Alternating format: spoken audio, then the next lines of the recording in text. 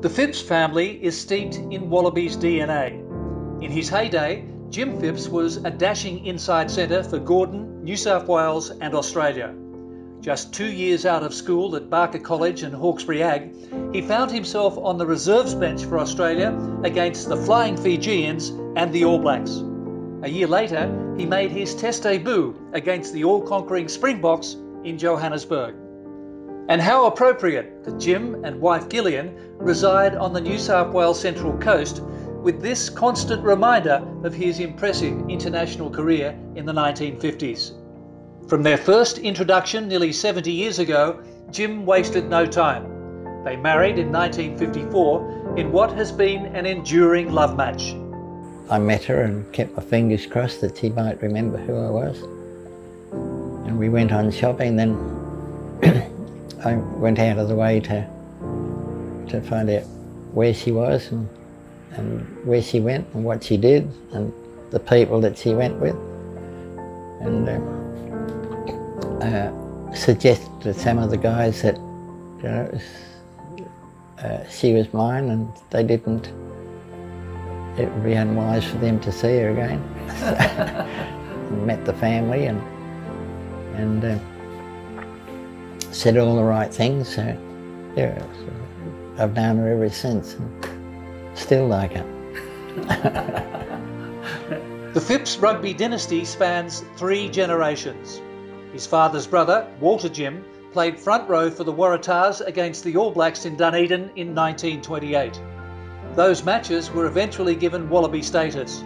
27 years later, in 1955, Jim toured New Zealand with younger brother Peter. They were set to be Australia's centre pairing in the first test until Peter cried off with a leg injury. His test debut snatched away, and sadly, Peter never got another chance in national colours. Wallaby halfback Nick Phipps, a veteran of 72 test matches, is Jim's second cousin. The 4 Phipps brothers were born in Indonesia. Their father was a successful tea merchant and entrepreneur. The boys arrived in Australia for schooling just before World War II, and that's when Jim's love of rugby was ignited. His potential was apparent, and remarkably in 1950, while still at school, he was approached by Gordon rugby officials to attend training in Grand Final week, as the club had been hit hard by injury.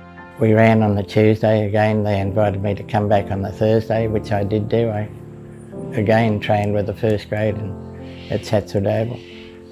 And they said that they wanted me to join the team at North Sydney Oval for the grand final on the Saturday. So I agreed to that. On match day, Jim thought he was playing in the 3rd grade grand final, but when he went downstairs to get changed, he was stopped in his tracks by the 1st grade skipper and current Wallaby captain.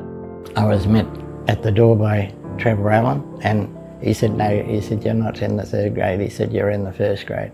Yes, from his school first 15 straight into the Highlanders' senior side against grand final opponents Manly. So, 2 training sessions. 2 training Still sessions. at school. Still at school. You've arrived down at Gordon. You thought you were playing in the 3rd grade. In the 3rd grade. Grand final. Yep. And Trevor Allen says no. You're playing the 1st grade. First grand grade. final. Yep. How did you feel? Overwhelmed. I just couldn't believe it, and obviously the butterflies started to roll. What did Trevor Allen tell you he wanted from you?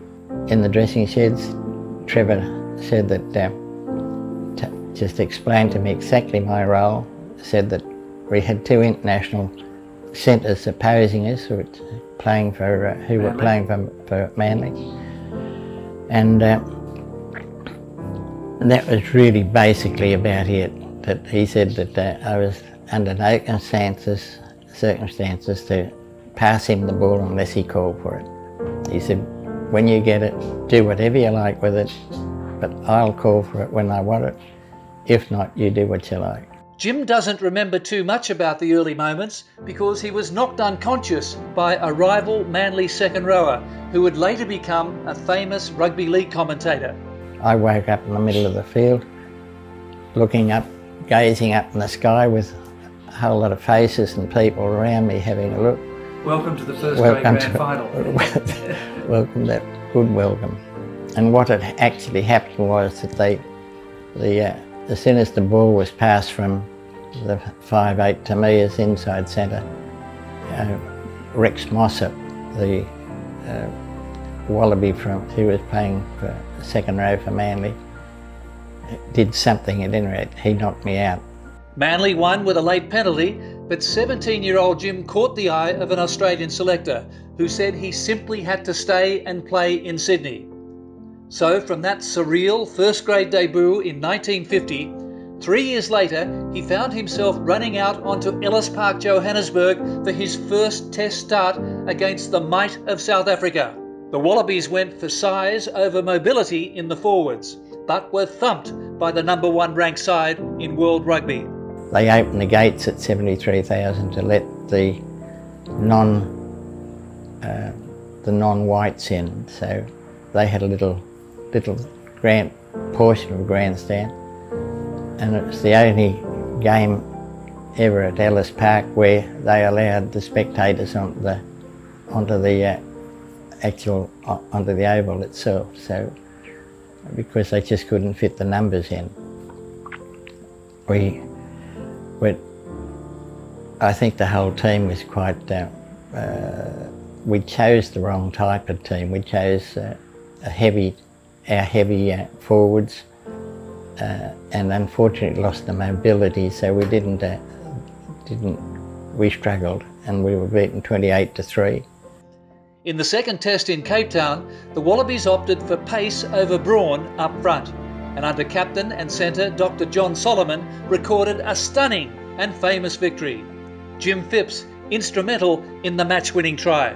We regained our mobility because the team they changed the selection into the fast runners, and we competed then very, very well.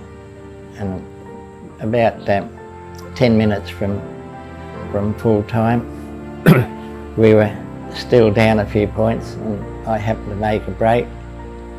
I'd say a half a break, and just got on the outside of my opponent, passed it to Johnny Solomon, who had been injured but was actually virtually just standing there. So Solly passed it straight away to Garth to Eddie Stapleton, who was on the wing, and outside him was our other winger who'd made an extra man, Garth Jones. And with the overlap, Garth ran about 60 metres, planted the ball on the sideline, and it was 18-14. So famous victory. Well, the next 10 minutes we were absolutely hammered by the Springboks. The final whistle went, and yeah, it was a famous victory. No one could believe it. In an unprecedented display of sportsmanship, two giant Springbok forwards shouldered the Australian captain off the field. 2 years later at Eden Park in Auckland, Jim was part of another famous victory, this time the All Blacks. Jim fed Eddie Stapleton for one of the Wallabies' 2 tries in a brilliant display by the Aussie backs. The Wallabies won 8-3. I haven't played in a bad Wallaby team. I think we're all different people, different stages of our life, different. When you go out, if you make a mistake, it's a mistake. There's nothing held against anybody. If people drop a ball, they drop a ball, but it's just a case of the part of the way the game runs. But I've been very proud to be an Australian Wallaby, and playing in the Test matches and the games that I've played for them. In 1957, now a key member of the Wallaby backline, Jim embarked on the 9-month tour of Britain, Ireland and France.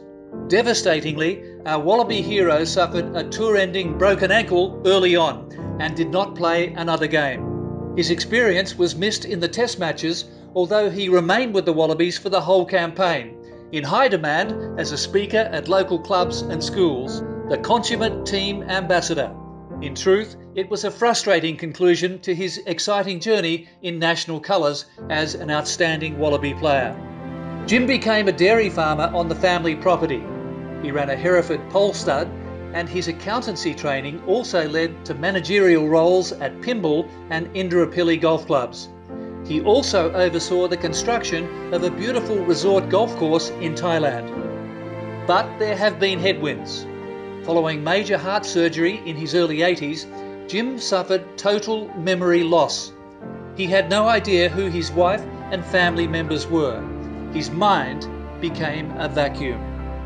It's a sort of bit mind-boggling to not know, wake up and not know anything that's going on. And it was then I saw brain specialists, and they said, you know, there's nothing that they could do. It's just one of those things that I had to accept and virtually live with. However, try and see a family and try and write a history. With the help of his wife and 2 children, Jim penned a memoir, stage by stage filling in the voids, gradually restoring his memory bank through the recollections of his immediate family members.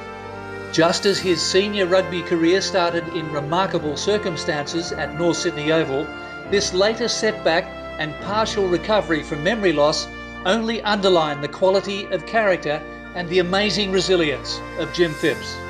The sheer pride of representing his country in the Wallaby jersey, always shared with his loving wife Gillian and adoring family, remains the pinnacle of his memorable journey over the past 9 decades.